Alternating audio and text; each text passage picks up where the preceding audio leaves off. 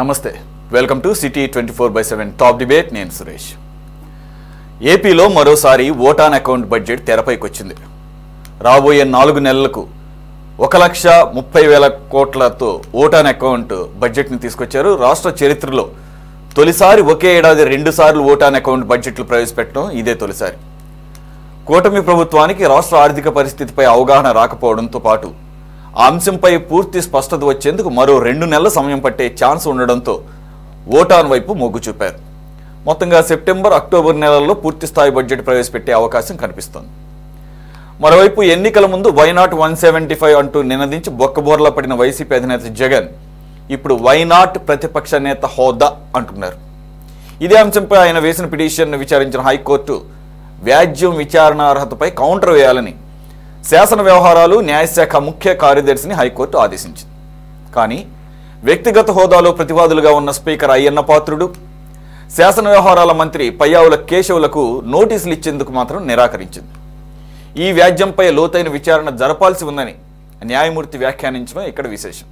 అయితే వైసీపీకి 10% సీట్లు అంటే 18 మంది ఎమ్మెల్యేలు ఉంటేనే ప్రతిపక్ష నేత హోదా దక్కుతుందని అటు పార్లమెంటు, అసెంబ్లీ సాంప్రదాయాలు కూడా చెప్తున్నాయి. మరి ఈ విషయంలో హైకోర్టు ఎలా స్పందిస్తుంది? లోక్సభలో గత 10 సంవత్సరాల పరిస్థితి చూసి కూడా జగన్ హోదా కోసం ఎందుకు తాపత్రయపడుతున్నారు? సభలో ప్రజా సమస్యలు లేవనెత్తాలంటే ప్రతిపక్ష నేత హోదానే కావాలా? ప్రతిపక్ష హోదా సాధించి జగన్ ఒరగబెట్టేది ఏంటి? ఈ అంశాలపై ఈరోజు డిబేట్లో పార్టిసిపేట్ చేస్తున్నారు టీడీపీ అధికార ప్రతినిధి రఫీ గారు. నమస్తే సార్. అలాగే సిపిఎం సీనియర్ నాయకులు బాబురావు గారు. నమస్తే అండి. అలాగే కాంగ్రెస్ నుంచి APCC general secretary Sheikh Saida గారు, ప్రముఖ అనలిస్ట్ సీనియర్ జర్నలిస్ట్ లక్ష్మణ్ గారు జాయిన్ అయ్యారు. లక్ష్మణ్ గారు, let's start of with vote on account budget. ఈ రోజుతో గత ప్రభుత్వం తీసుకొచ్చిన మొదటి ఓటాన్ అకౌంట్ బడ్జెట్ గడువు తీరిపోతున్న క్రమంలో ఈ కొత్తగా కొలువు తీరినటువంటి ఎన్డీఏ కూటమి ప్రభుత్వం ఫుల్ లెంత్ బడ్జెట్, పూర్తి స్థాయి బడ్జెట్ని పెట్టకుండా మరో ఓటాన్ అకౌంట్ బడ్జెట్కి ఆమోదం తెచ్చుకుంది గవర్నర్ దగ్గర నుంచి ఆర్డినెన్స్ రూపంలో. అది రేపటి నుంచి ఇంప్లిమెంట్ అవుతుంది. That is going to be valid for next 4 months. ఒక 4 నెలలు వ్యవధి వస్తుంది.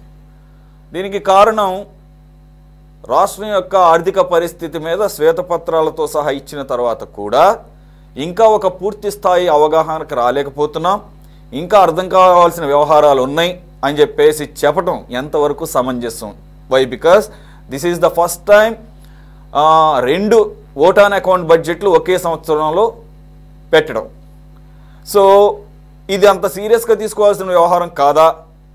అయితే ఓటాన్ అకౌంట్ బడ్జెట్కిను మామూలు బడ్జెట్కి ఉన్న మౌలికమైన తేడా, అలాగే దీనివల్ల ఏమన్నా నష్టం ఏమైనా ఉందా రాష్ట్రానికి కానీ, లేకపోతే ప్రజలకు కానీ, లేకపోతే ప్రభుత్వానికి కానీ, లేదా ప్రభుత్వానికి ఏమన్నా అడ్వాంటేజ్ ఉంటుందా?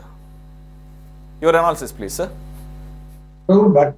మామూలుగా బడ్జెట్లో ఆమోదం తెలపంది ఏవైతే ట్రెజరీ నుంచి రిలీజ్ చేయడానికి అవకాశం ఉంటుంది, అది చట్టం. అది బడ్జెట్లో 2 రకాలు ఏమి ప్రొవిజన్స్ ఇచ్చారంటే regular budget, vote on account budget, ప్రత్యేక పరిస్థితుల్లో ఓటాన్ అకౌంట్ బడ్జెట్, లేదంటే గవర్నర్ ఆర్డినెన్స్ కూడా తీసుకోవచ్చు. తీసుకుంటేనే తర్వాతనే ట్రెజరీ నుంచి నిధులు డ్రా చేయడానికి అవకాశం ఉంటుంది. ఇప్పుడు ఈ ప్రభుత్వం ఇరకాటంలో ఎందుకు పడింది, ఎందుకు 2 సార్లు ఓటాన్ అకౌంట్ బడ్జెట్లోకి వెళ్లాల్సి వచ్చిందంటే గత ప్రభుత్వం యొక్క ఆర్థిక స్థితిగతుల్ని లెక్కలతో పాటు, అంటే కొంత అప్రాక్సిమేట్ గా అందిన సమాచారం మేరకు చంద్రబాబు నాయుడు గారు మన అసెంబ్లీలో వివరించాడు ఆర్థిక పరిస్థితి. కానీ వివరిస్తూ ఇంకొక మాట అన్నాడు, పూర్తి వివరాలు ఇంకా రావాల్సి ఉంది, సమాచారం రాలేదు, ఇంకా రావాలి అనేటువంటి మాట కూడా ఆయన చెప్పాడు. చెప్పినప్పుడు ఇప్పుడు ప్రత్యేకంగా ఇక్కడ సమస్య ఎక్కడ వస్తుందంటే నిధులు దారిని మళ్లించటం, అనేక ఆస్తులు తాకట్టు పెట్టి రుణాలు తీసుకోవటం, అవి డిపార్ట్మెంట్ల యొక్క ఆస్తులు అయితే వాటికి పక్కా రికార్డు ఉంటుంది. కార్పొరేషన్లకు సంబంధించిందంటే ఇండిపెండెంట్ గా నడుస్తుంటాయి కాబట్టి వాళ్ళ దగ్గర నుంచి మళ్ళీ డిపార్ట్మెంట్కు సమాచారము ఇవ్వచ్చు, ఇచ్చి ఉండకపోవచ్చు. కార్పొరేషన్లే మళ్ళీ తెలియజేయాల్సి, అంటే సమాచారం ఇవ్వాల్సి వస్తుంది. ఇక్కడ కొన్ని కార్పొరేట్ సంస్థలకు సంబంధించినటువంటి ఆస్తుల తనఖాలు ఏవైతే పెట్టారో వాటి వివరాలను ఆయా యొక్క సంస్థల యొక్క మేనేజింగ్ డైరెక్టర్లు పంపించాలి. అయితే వాళ్ళందరూ కూడా పాత వాళ్ళే ఉన్నారు కాబట్టి సహకరించలేదేమో నేను అనుకుంటున్నాను. ఇప్పుడు అందరినీ మార్చారు, చాలా మందిని ట్రాన్స్ఫర్ బదిలీ చేశారు. కాబట్టి ఇక్కడ పూర్తి సమాచారాన్ని సేకరించిన తర్వాత అంటే వచ్చిన డబ్బు ఏమైపోయింది, లోన్లు తీసుకున్నారు ఏదో చెప్పాడు ఆయన 9 లక్షల కోట్ల 26,000 కోట్లేమో తీసుకొచ్చారు లోన్లు అని. ముందేమో 13 లక్షలు ఉన్నారు, అది 9.26 తేలింది. ఒక రకంగా ఉంది అంటున్నాడు. అది కాకుండా ఇంకా ఉన్నాయి రావాలా లెక్కలు అంటున్నాడు ఆయన, ఎవరు చంద్రబాబు నాయుడు గారు. సో ఇప్పుడు ఆ లెక్కలన్నీ వచ్చిన తర్వాతనే కదా కరెక్ట్ బడ్జెట్ లో స్వరూపాన్ని చూపించాలా. ఇప్పుడు తెలంగాణ ప్రభుత్వం ఉంది, వీళ్ళ దగ్గర అన్ని క్లియర్ గా ఉన్నాయి కాబట్టి వీళ్ళు రెగ్యులర్ బడ్జెట్ ని ప్రవేశపెట్టారు, ఆమోదింపజేసుకుంటున్నారు. కానీ ఇక్కడ ఆంధ్రప్రదేశ్ లో అలా కాదు కదా, అంత గందరగోళంగా ఉంది. ఫైనాన్షియల్ డిసిప్లిన్ ఏమాత్రం కనపడడం లేదు. ఎక్కడి నుంచి నిధులు తెచ్చారు, అవి ఎవరికి ఇచ్చారు, దేనికి డైవర్ట్ చేశారు, ఒకదానికి డ్రా చేసి ఇంకో దానికి ఖర్చు పెట్టారు, ఇవన్నీ బయటికి తీయడానికి ఇప్పుడు అధికారులు కూడా ఎలా ఉంటారంటే కొంతకాలము ఈ ప్రభుత్వం వచ్చినా కూడా పాత అధికారులే ఉండటం వలన, అలాగే ఇదంతా కంప్యూటరైజేషన్ లో రికార్డులు ఉండటం వలన ఈజీగానే తయారు చేసి ఇవ్వచ్చు. మరి లోతుపాతులు ఏమున్నాయి అనేది ఇంకా ఏదో డిగ్ చేయాలా, దాన్ని తవ్వాలా అనేటువంటి ఆలోచనలో ఈ ఎన్డీఏ కూటమి ప్రభుత్వం ఉన్నప్పుడు మరి దాని మీద దృష్టి సారించి మొన్న అసెంబ్లీ సమావేశాల్లోనే క్లియర్ చేసుకుని ఉంటే సరిపోతుంది. మళ్ళీ ఇంకోసారి అని ప్రయత్నం చేసుకోవటం వల్ల ఏంటంటే ఈ రెగ్యులర్ అడ్మినిస్ట్రేషన్ అలాగే ఫైనాన్షియల్ మేనేజ్మెంట్ సిస్టమ్ కు కొంచెం విఘాతం ఏర్పడుతుంది, గ్యాప్ వస్తుంది. గ్యాప్ వచ్చినప్పుడు పరిపాలన ముందుకు ఎలా సాగుతుంది? మరి ఇప్పుడు నెల అయితేనే కేవలం ఏం ఆలోచిస్తున్నారు, ఎన్జిఓలకు జీతాలు ఇవ్వాలి, పెన్షన్లు ఇవ్వాలి, మిగతా ఏమి ఇంకా పథకాలు ఏమి వీళ్ళు ప్రకటించిన పథకాలు ఏమి ఇంకా మొదలు పెట్టలేదు. ఇప్పుడు కూడా రేపు 1వ తేదీ కూడా ఇంకా పెన్షన్ల గురించి ఆదేశాలు జారీ చేశారు. సరే జీతాలు మరి ఇస్తున్నారేమో, ఇవ్వచ్చేమో అనుకుంటున్నాం. మిగతా ఆర్థిక పరమైనటువంటి కమిట్మెంట్ ఏదైతే అయి ఉన్నారో వాటి జోలికి ఇంకా పోతాము చేస్తామని చెప్తున్నారు. అలాగే ఫ్రీ బస్సు కూడా 12 ఇచ్చి అంటున్నారు. ఇక్కడ డబ్బుతో కూడుకున్న పని. సరే ఏవైతే కేంద్రం హామీలు ఇచ్చిందో అవి వేరు, అదికి వాటికి ఇప్పుడు ఈ యొక్క రెగ్యులర్ యాక్టివిటీకి సంబంధం లేదు. వాళ్ళు ఇచ్చేది పోలవరం ప్రాజెక్టు వెనకబడిన జిల్లాలకు లేకపోతే అమరావతికి ఇస్తామన్నారు, సహాయం చేస్తామన్నారు. సో ఆ సహాయాన్ని మళ్ళీ ఇంతకుముందు ఫస్ట్ టైం అంటే 2014-19లో చంద్రబాబు నాయుడు గారు డైవర్ట్ చేసినట్టు ఇప్పుడు చేయడానికి అవకాశం ఉండదు. ఎందుకంటే చాలా స్ట్రిక్ట్ గా కేంద్రం ఉంది, మళ్ళా ఇక్కడ ఎన్డీఏ కూటమిలో బీజేపీ కూడా ఉంది. కాబట్టి అంత సులభంగా నిధులు డైవర్ట్ చేసుకోవడానికి అవకాశాలు ఏమి ఉండవు కేంద్రం ఇచ్చే నిధులు. రాష్ట్ర ప్రభుత్వం యొక్క రెవెన్యూ అంటే ఆదాయ వనరులతోనే నడపాలి ప్రభుత్వాన్ని. మరి ఎలా, మరి రుణాల సంగతి ఏంటి? మరి ఇవన్నీ కొంత సమయం పడుతుంది, ఎందుకంటే గందరగోళం జరిగింది కాబట్టి. రెండోసారి కూడా మరి ఓటాన్ అకౌంట్ ఓకే, ఏ రాష్ట్రంలో కూడా ఇప్పటి వరకు 2 సార్లు పెట్టలేదు, కానీ పెట్టాల్సిన పరిస్థితులు అలా ఉన్నాయి ఆంధ్రప్రదేశ్లో. మరి దాన్ని మనం తప్పుపట్టడానికి అవకాశం లేదు. ఫైనాన్షియల్ ఒక 6 నెలలు 7 నెలలు ఈ సంవత్సరం అంతా కూడా కొంత కన్ఫ్యూజన్ కొంత గందరగోళం నడుస్తుంది. మరి నెక్స్ట్ ఇయర్ నుంచి గాడిలో పడుతుందేమో చూడాలి. రఫీ గారు, గతంలో కూడా ఎప్పుడైతే ఒక కొత్త ప్రభుత్వం కొలువుదీరినప్పుడు గత ప్రభుత్వాలు చేసినటువంటి మిస్మేనేజ్మెంటు, ఆర్థిక పరమైనటువంటి ఇండిసిప్లిన్ని అనేక సందర్భాల్లో కొత్తగా ఫామ్ అయినటువంటి గవర్నమెంట్లు విమర్శించిన సందర్భాలు ఉన్నాయి. ఇలాగ మీరు ఇప్పుడు ఏదైతే చేస్తున్నారో అలాగే కొన్ని సందర్భాల్లో శ్వేతపత్రాల ద్వారా ప్రజలకి ఒక ట్రాన్స్పరెంట్ ఇన్ఫర్మేషన్ ఇచ్చిన సందర్భాలు కూడా ఉన్నాయి. కానీ మరి అప్పుడెప్పుడు కూడా వాళ్ళు ఇలా ఓటాన్ అకౌంట్ బడ్జెట్ పెట్టిన సందర్భం మనం చూడలేదే. మరి ఫుల్ లెంత్ బడ్జెట్లే పెట్టారు కదా, అంటే అంత ఘోరంగా ఉందా పరిస్థితి? ఆ రకమైనటువంటి అట్మాస్ఫియర్ని మీరు ఓటాన్ అకౌంట్ బడ్జెట్ తీసుకురావడం ద్వారా మరోసారి ప్రజల్లోకి తీసుకువెళ్ళే ఒక కార్యక్రమంగా భావించాలా, లేదంటే జెన్యూన్గానే మీకు ఇంకా ఇన్ఫర్మేషన్ రావాల్సినటువంటి అలాగే మీరు అవగాహన కల్పించుకోవాల్సిన అవసరం ఉందా? వై? బికాస్ చంద్రబాబు నాయుడు గారు he is very experienced. He himself ఆర్థిక శాఖ మంత్రిగా పనిచేసిన అనుభవం కూడా ఉంది ఆయనకి. అలాగే ఆర్థిక శాఖ మంత్రి Payyavu Lokesh, he is a very skilful person. గత ప్రభుత్వ హయాంలో కూడా ఆయన ప్రతిపక్ష సైడ్ నుంచి కూడా ఆర్థిక వ్యవహారాలకు సంబంధించి ఒకదానికి ఆయన నేతృత్వం కూడా వహించారు. కాబట్టి దీన్ని ఎలా చూడాలి? 4 నెలల కోసం తీసుకొచ్చినా కానీ జస్ట్ ఒక 1 or 2 monthsలోనే ఫుల్ లెంత్ బడ్జెట్ తీసుకొస్తా ఉంటున్నారు. కాబట్టి ఇప్పుడు ఇది ఎక్స్పైర్ అయిపోతుంది. కాబట్టి ఇమ్మీడియట్గా ఉన్నటువంటి నీడ్స్ని ఫుల్ఫిల్ చేసుకోవడానికి మాత్రమే ఇది ఓటాన్ అకౌంట్ బడ్జెట్ వచ్చామనేది అనుకోవాలా మీరు? ప్రభుత్వం తీసుకొచ్చిందని అనుకోవాలా? ఎందుకనంటే ఇమ్మీడియట్గా ఏదైతే అన్నా క్యాంటీన్లు ఆగస్టు 15 నుంచి స్టార్ట్ చేస్తూ ఉంటున్నారు ఆ నిధుల కోసం, అలాగే రేపు పెన్షన్లు పంపిణీ చేయాలి, దానికి కూడా అంత ఏర్పాట్లన్నీ కూడా చేసేసా ఉంటున్నారు. కాబట్టి ఈ నిధుల దృష్ట్యా మాత్రమే ఇది తీసుకొచ్చారని భావించాలా ఓటాన్ అకౌంట్? రఫీ గారు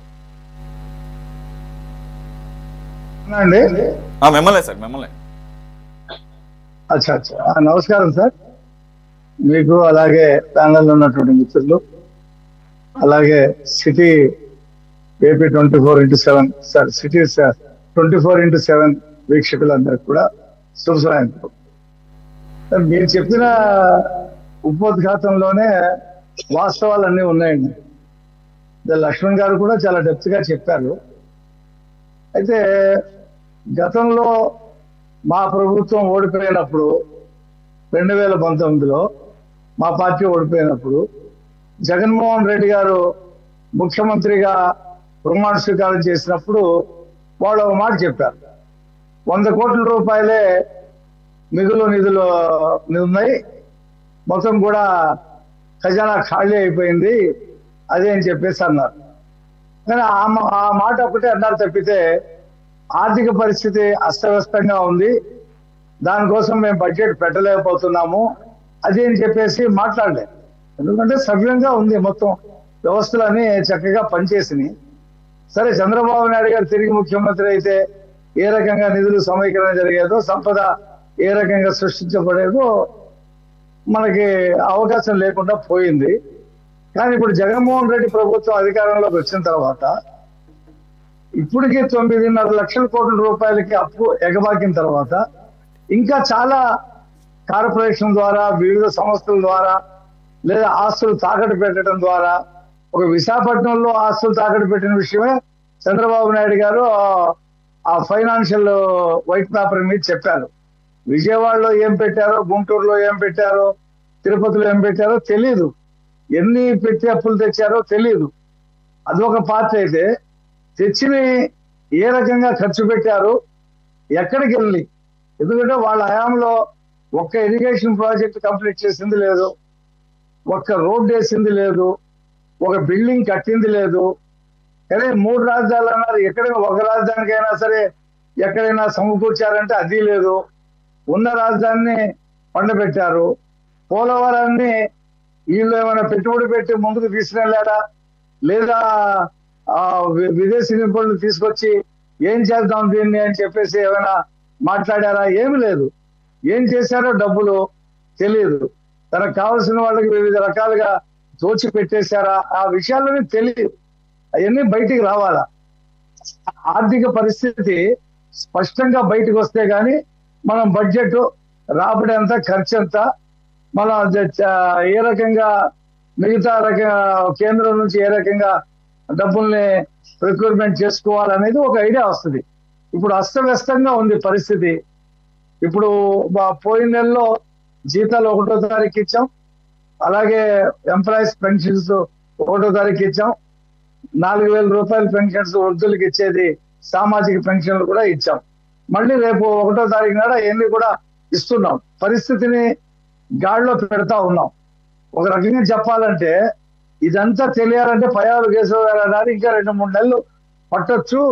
ఈ ఆఫీసర్లు, ఇప్పుడు కొత్త ఆఫీసర్లు, పాత ఆఫీసర్లు, వీళ్ళ మధ్య సమన్వయం కుదరట్లేదు. మరి ఒక్కొక్కరిని మార్చుకుంటూ వాళ్ళని గనక తీసుకొస్తే అసలు ఈ జగన్మోహన్ రెడ్డి ప్రభుత్వం ఎన్ని అప్పులు చేసింది, ఎంత డబ్బు ఖర్చు పెట్టింది, ఎంత డబ్బు పక్కదారులు పట్టించారు, ఎవరి జేబుల్లోకి వెళ్ళినాయి అనేది ఒక స్పష్టమైనటువంటి పిక్చర్ వస్తుంది. నేను అనుకుంటున్నాను కనీసం 1,00,000 కోట్ల రూపాయలు వేరే రూట్ లో మళ్ళీ ఇచ్చేశారు. ఆయన అక్కడ తాడేపల్లి ప్యాలెస్ లో ఆర్డర్ వేస్తే అధికారులు నియమ నిబంధనలు లేకుండా రూల్స్ కి విరుద్ధంగా ఎవరు కావాలంటే వాళ్ళకి ఇచ్చేయటం, ఎవరు కావాలంటే చేయటం అనేది చూసాం మనం. కాబట్టి అవన్నీ కూడా క్రోడీకరించుకొని మళ్ళీ రెగ్యులర్ బడ్జెట్ ని వేయటం జరుగుతుంది. రెండోసారి ఆర్డినెన్స్ ద్వారా దీన్ని కంటిన్యూ చేయటం అనేది బాధాకరమైన విషయమే. ఒక ప్రభుత్వానికి ఇది ఇబ్బందికరమైన పరిస్థితి. ఏం చేస్తాం? ఒక వినాశనకరమైనటువంటి ప్రభుత్వం, అరాచకమైనటువంటి ప్రభుత్వం గతంలో రూలింగ్ చేసింది ఈ రాష్ట్రానికి. చేసినప్పుడు ఈ పరిస్థితిని చక్కదిద్ది ఇవాళ ఆర్టీసీ బస్సులో మహిళలకి ఉచితంగా ఇవ్వడానికి ఆ ప్రోగ్రామ్ చేయటానికి రేపు ఆగస్టు 15 అని చెప్పేసి ప్రభుత్వం అనుకుంటుంది.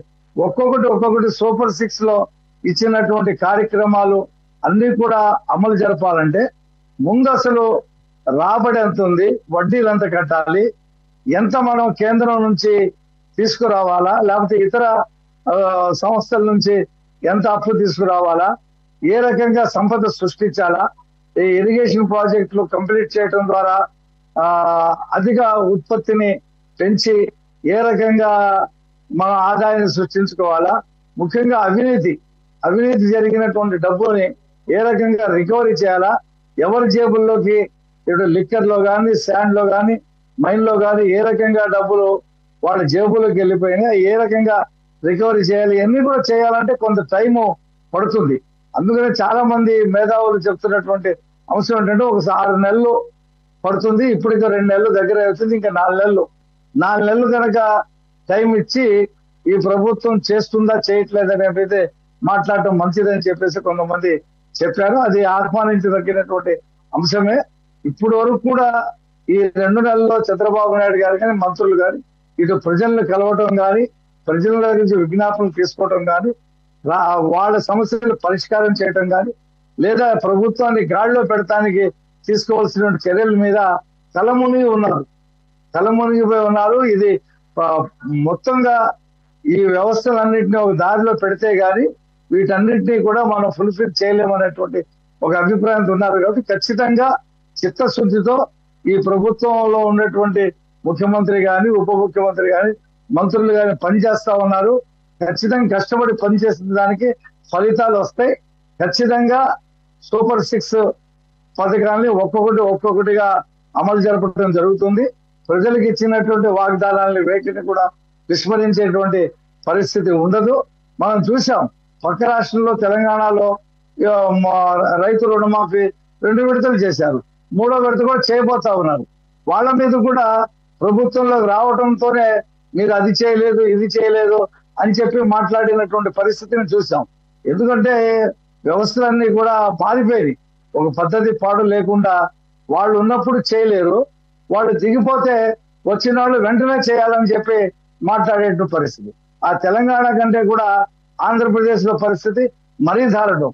అసలు రాష్ట్రపతి పరిపాలన పెట్టేయాల అని చెప్పి మాట్లాడేటువంటి వ్యక్తి ఈ రాష్ట్రంలో మాజీ ముఖ్యమంత్రి, ఒక పార్టీకి అధ్యక్షుడిగా ఉన్నాడు. మరి ఇలాంటి వాళ్ళని ఫేస్ చేస్తూ ముందుకెళ్లాలంటే కొంత టైము, కొంత సమయం పాటించి చిత్తశుద్ధితో పనిచేస్తే ఈ కూటమి ప్రభుత్వం ఖచ్చితంగా అనుకున్న లక్ష్యానికి చేరుకుంటుందని చెప్పేసి నేను తెలియజేస్తా ఉన్నా. అయితే రఫీ గారు క్విక్ గా చెప్పండి, మరి ఏదైతే ఇబ్బడి ముబ్బడిగా అప్పులు చేసి గత ప్రభుత్వం అప్పుల మీదే మొత్తం కూడా గవర్నెన్స్ ఆర్థిక వ్యవస్థ నడిపించిందని చెప్పేసి మీరు విమర్శలు చేశారు, అలాగే ఏదైతే అసెంబ్లీలో ముఖ్యమంత్రి చంద్రబాబు నాయుడు గారు శ్వేతపత్రం ఆర్థిక శాఖ మీద శ్వేతపత్రం ద్వారా 9,74,000 కోట్ల రూపాయలు అప్పు చేశారని చెప్పారు. మరి ఈ 50 రోజుల్లో మీరు కూడా దాదాపుగా ఈ రోజు వరకు 1,200 కోట్ల రూపాయలు అప్పు చేసే ఇవన్నీ చేస్తున్నారు. మీకును మరి మీరు గత ప్రభుత్వానికి మీకు ఉన్న తేడా ఏంటని చెప్పేసి విపక్షాలు ఆల్రెడీ విమర్శలు చేస్తున్నాయి, ఏమంటారు? 12,000 కోట్లు ప్రభుత్వంలోకి వచ్చి సీట్లో కూర్చోవడంతోనే అప్పులు చేయకుండా ఖజానా అంతా ఖాళీగా ఉంటే మరి పరిస్థితిని ఎలా తీస్తాం? ఉన్నటువంటి పరిస్థితి అది. కనీసం కొంత టైం ఇస్తే దాన్ని సరిదిద్ది ఒక గాడిలోకి పెట్టి సంపద సృష్టించడం ద్వారా ఆ రాష్ట్రానికి ఆదాయం రావడం ద్వారా ఈ పరిస్థితిని కంటిన్యూ చేస్తాం. సీట్లో కూర్చోవడంతోనే పరిస్థితి మారిపోద్దా? ఏ ప్రభుత్వం అయినా చేయగలదా? చెప్పగలదా? 5 సంవత్సరాలు ఆయన పూర్తిగా అస్తవ్యస్తం చేశాడు. దాన్ని గాడిలో పెట్టి ముందు సిస్టమ్ ని నడిపించాలి కదా. సిస్టమ్ ని నడిపించేటువంటి పరిస్థితిని అన్వేషణ చేస్తా ఉన్నాం. చిత్తశుద్ధితో కృషి చేస్తున్నాం కాబట్టి మేము ఖచ్చితంగా ఆ లక్ష్యాన్ని చేరుకుంటామని చెప్పి తెలియజేస్తా ఉన్నాం. Right, okay. మీరు అనేది ఏంటంటే ఇదే పరిస్థితి మొత్తం 5 సంవత్సరాల పాటు కొనసాగదు, ఇనిషియల్ డేస్ లో ఉన్నాం కాబట్టి నిలదొక్కునే వరకు చేస్తూ ఉంటున్నారు. Okay, fair enough. ఖచ్చితంగా మారుతుంది. Okay, fair enough. బాబురావు గారు మీరేమంటారు sir vote on account budget ఇంకోసారి ప్రవేశపెట్టడానికి?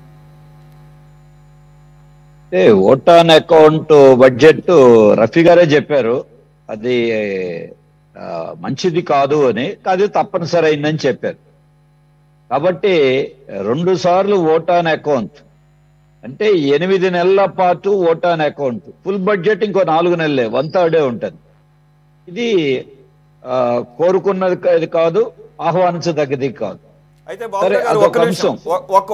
ఒక విషయం అంటే 4 నెలల కోసం ఓట్ ఆన్ అకౌంట్ బడ్జెట్ తెచ్చినా చాలా క్లియర్ గా కేటగిరీలుగా చెప్తున్నారు, అంత టైం మేము తీసుకోము, September, mostly September if not October కల్లా కూడా ఫుల్ లెంత్ బడ్జెట్ తీసుకొస్తామని అంటున్నారు.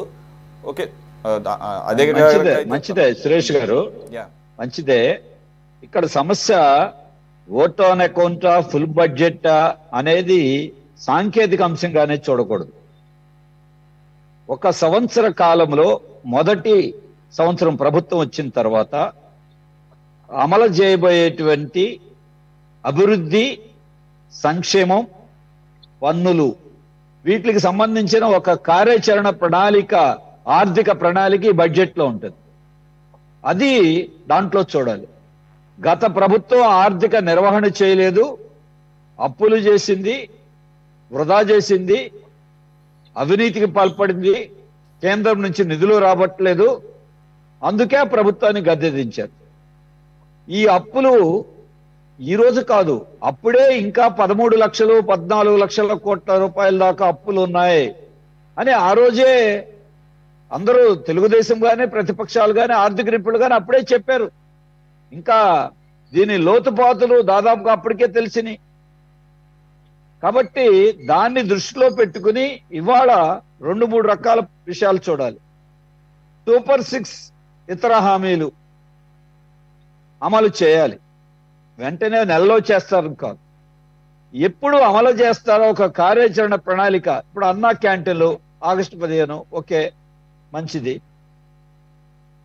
అదే సందర్భంలో మిగతా హామీలు ఎప్పుడెప్పటి నుంచి అమలు జరుగుతాయి, మా ప్రణాళిక ఇది, మేము సెప్టెంబర్లో చేస్తాం, అక్టోబర్లో చేస్తాం, ఈలోపు చర్యలు తీసుకుంటాం అని ప్రజలకు ఒక స్పష్టమైనటువంటి నిర్దిష్టమైనటువంటి ప్రణాళికని, సమయాన్ని ప్రకటించడం ప్రజలకి అట్లాగే ప్రభుత్వానికి కూడా మంచిది. ఇంకొక విషయం, అప్పులు, భారాలు. 12,000 కోట్ల రూపాయలు 35 రోజుల్లో అప్పు తీసుకొచ్చారు. సరే, గతంలో ఉన్న పరిస్థితి రీత్యా. కానీ గతంలో ప్రభుత్వం అప్పులు చేసింది, రాష్ట్రాన్ని సంక్షోభంలో నెట్టింది. ఈ ప్రభుత్వం అప్పులు చేయకుండా పరిపాలన ఎలా చేయాలనేది ఒక సంక్లిష్టమైన పనే, కానీ దాని మీదే దృష్టి పెట్టాలి. లేకపోతే ఆ ప్రభుత్వం ఈ ప్రభుత్వం వాళ్ళు దీనికి కారణమే. కానీ అదే సందర్భంలో ఇప్పుడు ఎలా చేయాలి, దాని ప్రత్యామ్నాయమైనటువంటి ఆలోచనలు కూడా ప్రభుత్వం ఆర్థిక విషయాల్లో చేయాలి. మూడో విషయం, గత ప్రభుత్వం ప్రజల మీద పన్నుల భారాలు వేశారు. అందుకనే గతంలో చర్చ జరిగిందంతా బాధుడే బాధుడు అని. మరి ఆ బాధుడు విషయంలో రిలీఫ్ ఇవ్వాలి ప్రజలకి. ముఖ్యంగా చెత్త పన్ను రద్దు చేస్తామని చెప్పారు. గత ప్రభుత్వం చెత్త పన్ను వేసింది. ఇప్పుడు ఈ చెత్త పన్ను వసూలు చేయకుండా చాలా చోట్ల ఆపారు.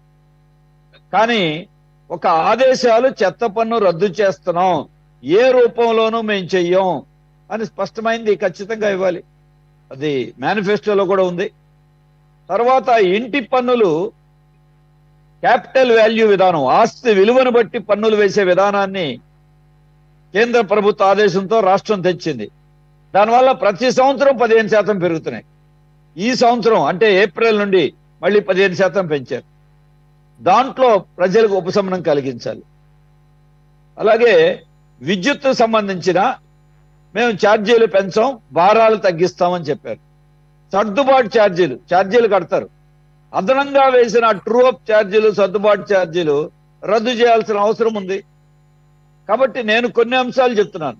ఇటువంటి భారాలు తగ్గిస్తామని చెప్పి హామీ ఇచ్చిన వాటిల్ని ప్రజలకు ఉపశమనం చేయటం, సంక్షేమాన్ని కొనసాగించడం, అభివృద్ధి కార్యక్రమాలు చేయటం, ఇది పెద్ద కసరత్తే. ఇవి ఎన్నికల తర్వాత తెలిసింది కాదు, ఎన్నికల ముందే ఇవన్నీ అవగాహనలో ఉండే చేసింది. కాబట్టి ఇటువంటి సందర్భంలో వాటిని దృష్టిలో పెట్టుకుని అప్పుల్ని ఎలా తగ్గించాలి, ఇది దృష్టిలో పెట్టుకున్నప్పుడు ఖచ్చితంగా కేంద్ర ప్రభుత్వం రాష్ట్రానికి అన్ని విధాలా ఇటువంటి ఇబ్బందుల్లో ఉన్నాం కాబట్టి చేయమని సీఎం గారు అడుగుతున్నారు. మొన్న చెప్పటం మరి చాలా మీడియాలో, అలాగే చాలా మంది నిధుల వరద వచ్చింది అన్నారు. కేంద్ర మంత్రి గారు మొన్న వచ్చి మేము బీహార్ లాగానే 50,000 కోట్ల రూపాయల పైన ఇచ్చామని చెప్పారు. మొన్న కేంద్ర మంత్రి పెమ్మసాని చంద్రశేఖర్ గారు 80,000 కోట్ల రూపాయలు వచ్చినాయి అన్నారు. సరే, అది అమరావతికి ఇచ్చింది, అది సహాయమా అప్పు అన్నారంటే కాదు ఇదంతా కేంద్రమే భరిస్తున్నారు. సంతోషం, పోనీ వారి మాటే తీసుకుందాం. అంటే కేంద్రం నుండి 80,000 కోట్ల రూపాయలు ఈ సంవత్సర కాలంలో మాకు రకరకాల అంశాలు వస్తున్నాయని చెప్పినప్పుడు అంటే మీ మాటల్లో కేంద్రం బాగా ఇచ్చిందనే కదా. మరి కేంద్రం బాగా ఇస్తే మరి రాష్ట్రంలో దీని నుంచి ఎలా గట్టెక్కటం? మా ఉద్దేశంలో చూస్తే కేంద్రం సరిగ్గా ఇవ్వనప్పుడు కేంద్రం మీద ఒత్తిడి చేసి రాష్ట్రానికి ఉన్న స్థితిలో చేయాలి. మరి ఆ మాట అయినా చెప్పి ఒత్తిడి పెంచాలి. కూటమిలో ఉండొచ్చు, వారు కూడా కూటమిలో ఉన్నప్పుడు ఎక్కువ ఇంకా పొందాలి, ఒత్తిడి కూడా చేయాలి. కాబట్టి ఈ రకమైనటువంటి చేయాలి. దాంతోపాటు గతంలో మీరు ఒక మాట చెప్పారు, జగన్ వైసీపీ ప్రభుత్వం చేసిన అవినీతిని అరికడితే రాష్ట్రానికి నిధుల కొరత ఉండదు. లిక్కర్లో అవినీతి, ఇసుకలో అవినీతి, అలాగే మిగతా వాటిలో అవినీతి. ఇప్పుడు అవినీతి లేదు కదా. కాబట్టి అవినీతి లేనప్పుడు ప్రభుత్వానికి ఆదాయం పెరుగుతుంది కదా. ఒక రోజులో పెరగదు, సంవత్సర కాలంలో పెరుగుతుంది కదా. పెరిగినప్పుడు ఎలా చేపట్టాలి, అలాగే కేంద్రంలో వివిధ పథకాల కింద ఎలా రాబట్టాలి, ఇవన్నీ ఉన్నప్పుడు ఆర్థిక నిర్వహణ విషయంలో వెంటనే నెల రోజుల్లో ఇప్పుడు వైసీపీ వాళ్ళు రాష్ట్ర పరిపాలన పెట్టాలని డిమాండ్లు పెట్టడం అంటే అది ఒక ప్రతిపక్ష పార్టీగా చేయాల్సిన పని కాదు. ప్రతిపక్ష పాత్ర నిర్వహించవచ్చు, ప్రజల తరపున మాట్లాడవచ్చు. కానీ వచ్చిన కొద్ది రోజుల్లోనే రాష్ట్ర పరిపాలన డిమాండ్లు చేయటాన్ని ఎవరూ హర్షించరు. అందుకని ఇటువంటి సమయంలో తప్పనిసరిగా ప్రభుత్వం ఈ ఆర్థిక విషయాల దాంట్లో శ్వేతపత్రం ప్రకటించడం చాలా మంచిదే. కానీ శ్వేతపత్రమే కాకుండా భవిష్యత్తు కార్యాచరణ ప్రణాళిక కూడా ప్రకటించాలి. అప్పుడు ప్రజలకు ఒక నమ్మకం, భరోసా జరుగుతాయి. నెల రోజులు 2 నెలలు కాకపోయినా రాబోయే 3 నెలలు, 4 నెలలు, 6 నెలలు. ఎందుకంటే ప్రజలు చాలా ఆశతో ఓట్లేశారు, ఎప్పుడూ లేనంత మెజారిటీ వచ్చింది. మరి అటువంటి ఆశలు నెరవేర్చడం మీద ఈ బడ్జెట్ అనేది చాలా కీలకం. కాబట్టి ఇవాళ ఉన్న దాంట్లో ఆ బడ్జెట్ విషయంలో ఇంకా చాలా విషయాలు ఉన్నాయి. ఈ రోజున ఆరోగ్యశ్రీ గత ప్రభుత్వం బకాయిలు పెట్టింది, ఇవాళ 1600 కోట్లు బాకీ ఉంది. కాబట్టి మేము రేపు 15వ తారీఖు నుండి ఆపేస్తామని గతంలో చెప్పారు, మళ్ళీ ఇవాళ చెప్పారు. దాని నుంచి బయటికి రావాలి. అలాగే కొంతమంది కాంట్రాక్ట్ వర్కర్లకి, సాధారణమైన ఉద్యోగులకి 3 నెలలు, 6 నెలలు పెండింగ్ ఉన్నాయి. టీచర్లకి, పర్మనెంట్ ఉద్యోగులకి నెల 1వ తారీఖు జీతాలు ఇచ్చారు, సంతోషం. మరి ఆ పాత బకాయిల్ని చిరు ఉద్యోగులు ఎలా ఇదవుతారు? కాబట్టి ఇటువంటి ప్రయారిటీస్, ఇటువంటి సమస్యల్ని పరిష్కరించే రీతిలో మరి తెలుగుదేశం కూటమి ప్రభుత్వం మంచి చర్యలు తీసుకోవాలని, దానికి అవసరమైతే కేంద్రం మీద ఒత్తిడి చేయటానికి ప్రజలని, పార్టీలని కలుపుకుని మన కేంద్రం నుంచి కూడా నిధులు రాబట్టుకుని ఆంధ్రప్రదేశ్ కున్న ఇబ్బందుల నుంచి బయటపడటానికి కావాల్సిన చర్యలు తీసుకోవాలి. అందుకని రేపు పూర్తి స్థాయి బడ్జెట్ సందర్భంలోనైనా ఇటువంటి ఒక ఆర్థిక స్థితిని మెరుగవ్వాలి. ఇది వైసీపీ కారణం అని చెప్పడంలో తప్పు కాదు, కానీ అది అయిపోయింది చెప్పడం. ఇక మన ఈ తెలుగుదేశం కూటమి ప్రభుత్వం ఏం చేయబోతుంది అనే దాని మీద ప్రజలు కోరుకుంటారు. పాత ప్రభుత్వం తప్పు చేసింది కాబట్టి దించారు. ఘోరమైనటువంటి పరాజయం వైసీపీ ఎదుర్కొంది. కానీ ఇప్పుడు అది 1 రోజు 2 రోజులు 3 రోజులు 4 రోజులు అయిపోయింది శ్వేతపత్రాలు. నెక్స్ట్ అంశాల మీదే దృష్టి పెట్టాలి. కాబట్టి ఇప్పటికైనా ఆ స్థితిలో పూర్తి స్థాయి బడ్జెట్ దిశలో ఈ అంశాలను పరిగణలో పెట్టుకోవాలనేది ప్రజలు కోరుకుంటున్నారు. తప్పనిసరిగా చేయాలని చెప్పేసి ఈ 12,000 కోట్ల రూపాయలు 35 రోజుల్లోనే అప్పు చేయటం అనేది కూడా అనివార్యమైన పరిణామం అన్నారు, కానీ ఆహ్వానించదగిన పరిణామం కాదు. మరి ఇవాళ 35 రోజుల్లో 12,000 కోట్లు అయితే సంవత్సరం అంతా ఏంటి పరిస్థితి? దానికి ప్రత్యామ్నాయం ఏంటి? తప్పనిసరిగా చూడాలి. మరి గత ప్రభుత్వం మీద విమర్శలు అవే కదా, మరి ఆ విమర్శల్ని ఒక ప్రత్యామ్నాయ రీతిలో ఉండి మాది భిన్నమైన ప్రభుత్వం అని ఆర్థిక విషయాల్లో కూడా రుజువు చేయాల్సిన అవసరం మాత్రం ఖచ్చితంగా. ఎస్ బాబు సైదా గారు, ఆర్థికపరమైన విషయాల్లో కూడా కదా, ఆర్థికపరమైన విషయాల మీదే అసలు మెయిన్ కాన్సన్ట్రేట్ చేయాల్సిన అవసరం అయితే కనపడుతుంది బాబురావు గారు అన్నట్లు. ఇకపోతే ఏదైతే ఈ ఓటాన్ అకౌంట్ బడ్జెట్ 1,30,000 కోట్ల రూపాయలు ఉందో అది ఇమ్మీడియట్గా ఈ ప్రభుత్వం నడవడానికి అవసరమైనటువంటి ఒక దాదాపుగా 40 విభాగాలకు సంబంధించిన డిమాండ్లు, అలాగే కేంద్ర ప్రభుత్వ పథకాలకి రాష్ట్రం ఇచ్చేటటువంటి మ్యాచింగ్ గ్రాంట్లు మెయిన్గా, అలాగే ఏదైతే కొన్ని పథకాలు అనౌన్స్ చేశారో ముఖ్యంగా అన్నా క్యాంటీన్లు, 2 అతి కీలకమైనటువంటి రోడ్ల దుస్థితి. ఈ గత 5 సంవత్సరాల్లో రోడ్ల మీద ఎటువంటి విమర్శలు వచ్చినాయో గత ప్రభుత్వం మీద మనం చూసాం. కళ్ళకు కట్టినట్లు మనం అనేక చోట్ల రోడ్లు కూడా చూసాము. జన సైనికులు అయితే ఆ రోడ్ల మీద వాళ్ళు చేసిన క్యాంపెయిన్ అందరి దృష్టిని ఆకర్షించింది. వారే స్వయంగా పాట్ హోల్స్ ఏవైతే గుంతలు పూడ్చే కార్యక్రమాన్ని పెట్టి సోషల్ మీడియా వేదికగా అది ఆ విమర్శల్ని ఈవెన్ వైసీపీ కూడా ఏమి తిప్పికొట్టలేదు అప్పట్లో. కాబట్టి it is the real picture of Andhra Pradesh roads last 5 years. Of course వచ్చి 45 days అంటే ఓవర్ నైట్లో రోడ్లు వేసేయలేరు. ప్లస్ ఏంటంటే కంటిన్యూస్గా వర్షాలు పడుతున్నాయి. మనకి ఉన్నటువంటి టెక్నాలజీ ఇంకా వర్షాలను తట్టుకునే స్థాయిలో అయితే రోడ్లు ఇప్పటికీ వేసే పరిస్థితి లేదు. ఎంత కొత్త రోడ్ అయినా కానీ వర్షం కనుక పడి నీరు కనుక నిలవ ఉంటే ఎంత పెద్ద కాంట్రాక్టర్ అవ్వచ్చు, ఎంత క్వాలిటీగా వేసినా కానీ కంకర తీరిపోయే పరిస్థితి మనం ఇక్కడ కాదు, మొత్తం త్రూఅవుట్ ఇండియా చూస్తున్నాము. హైదరాబాద్లో కూడా మనం ఎప్పుడు రెగ్యులర్గా చూస్తుంటాము, even Jubilee Hills, Banjara Hills ఏరియాల్లో కూడా.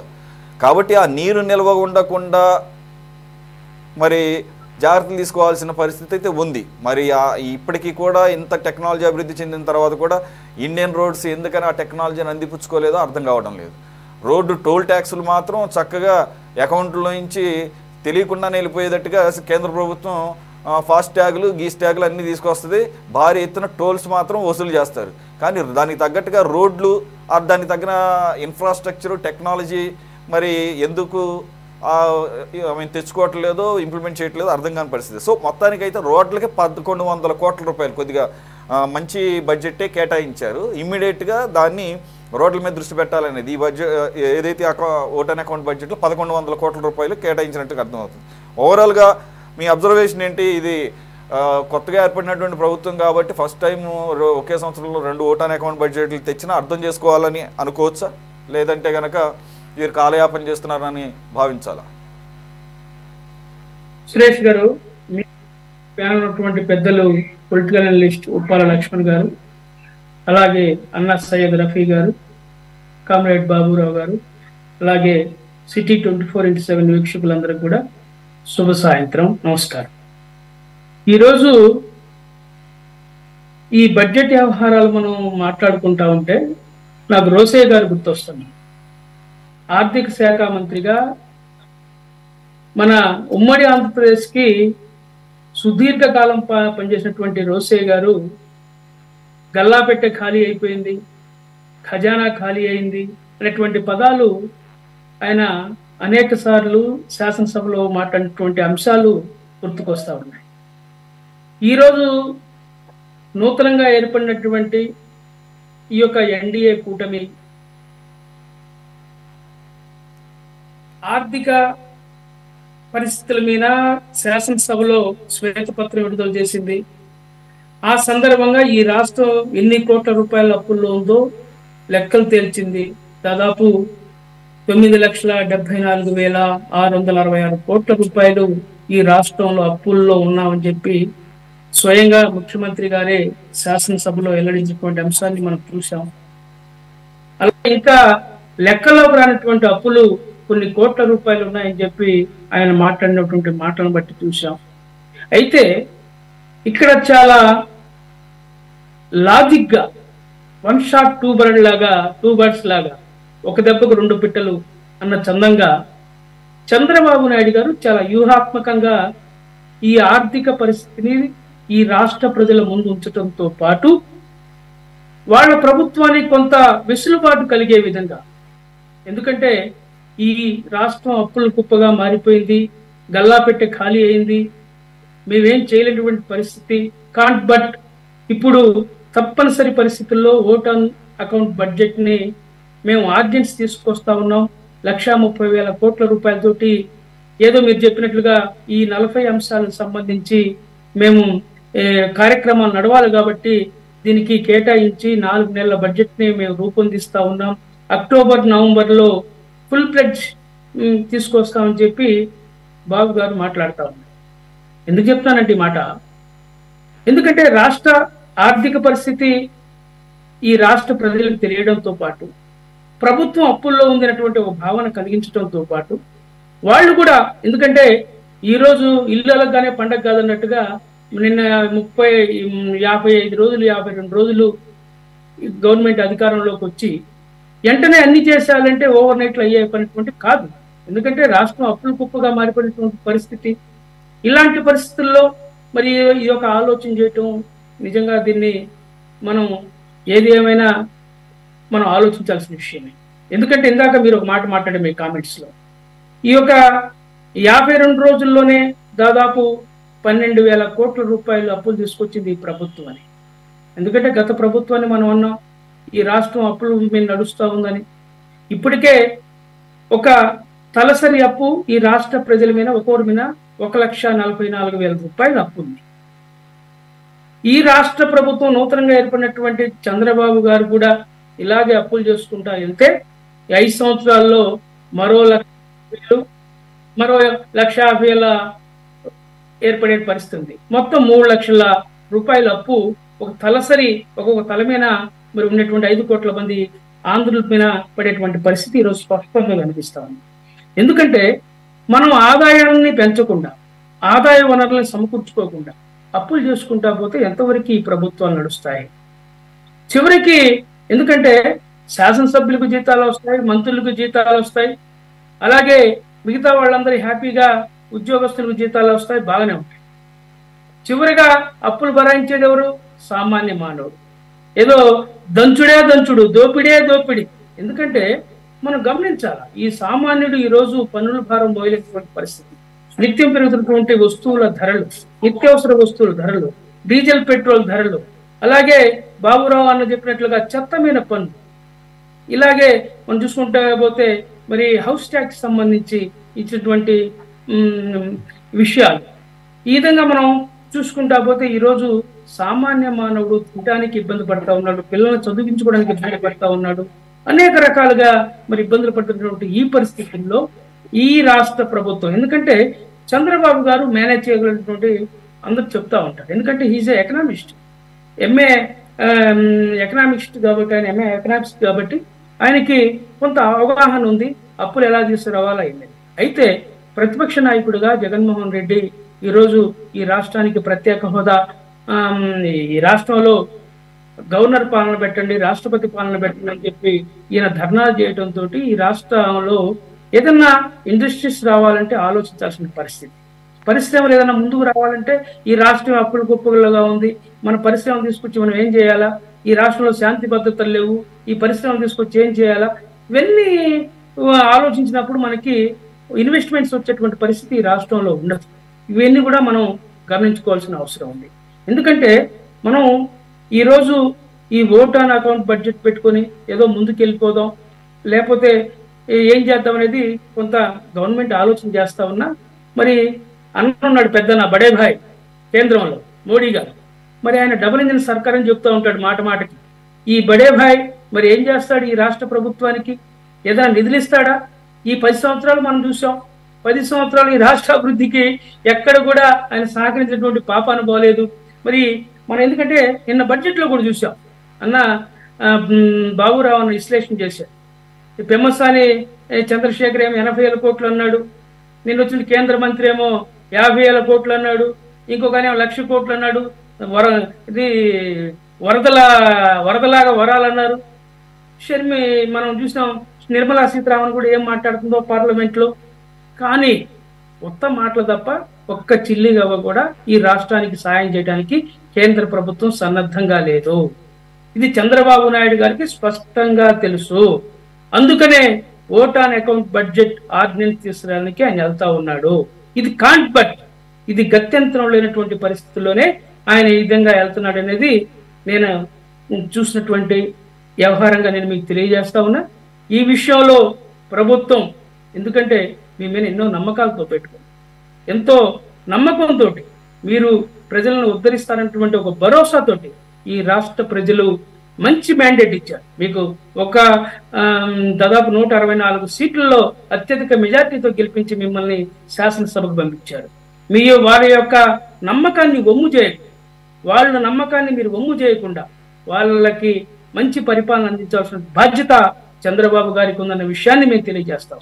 అలాగే మీరు ఏదైనా సరే మోడీ గారి మాయ మాటలు నమ్మకుండా మీరు ఒత్తిడి తెచ్చి, ఎందుకంటే ఈరోజు పార్లమెంట్ సమావేశాలు జరుగుతూ ఉన్నాయి.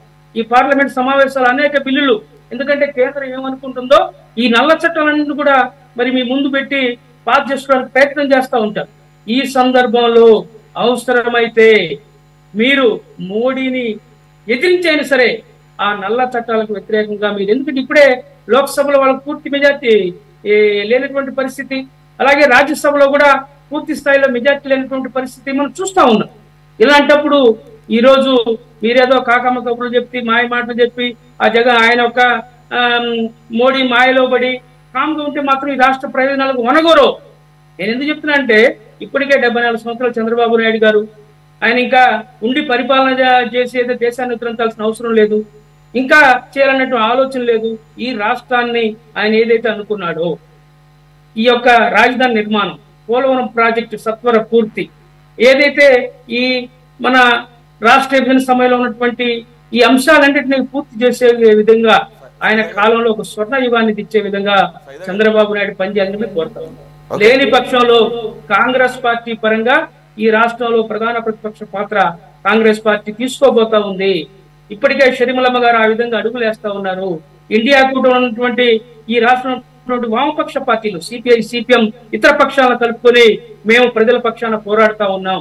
మీరు చూశారు ఉచిత బస్సు సంబంధించి మేము పక్కన ఉన్నటువంటి మీరు అన్నవాటికి కూడా ముఖ్యమంత్రి చంద్రబాబు నాయుడు గారు పలు సందర్భాల్లో గత 40 రోజుల్లో వాటికి కూడా కొన్ని సమాధానాలు చెప్పారు అనేక సందర్భాల్లో. ఒకటి, ఎప్పుడైతే ఎన్డీఏ గవర్నమెంట్ సెంటర్లో ఫామ్ అయినప్పుడు పోర్ట్ఫోలియోస్ కేటాయింపు విషయం అవ్వచ్చు, స్పీకర్ పదవిని కోరతారా అని అడిగినప్పుడు మీడియా ఆయన చాలా క్లియర్గా చెప్పారు, మేమేమి కూడా డిమాండ్లు పెట్టడం లేదు, ఇవి కావాలని.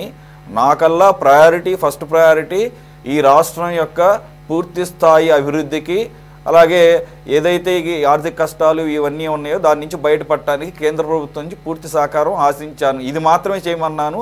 అంటే మీరు పాయింట్ రైజ్ చేశారు కాబట్టి చెప్తున్నాను. కాబట్టి ఆ పరంగా మాకు హామీ ఇచ్చారు కాబట్టి మేము ఈ విషయంలో పట్టు విడుపులు ప్రదర్శించబోతున్నామని ఆయన క్లియర్గా చెప్పారు. మీరు అన్నదానికి సమాధానం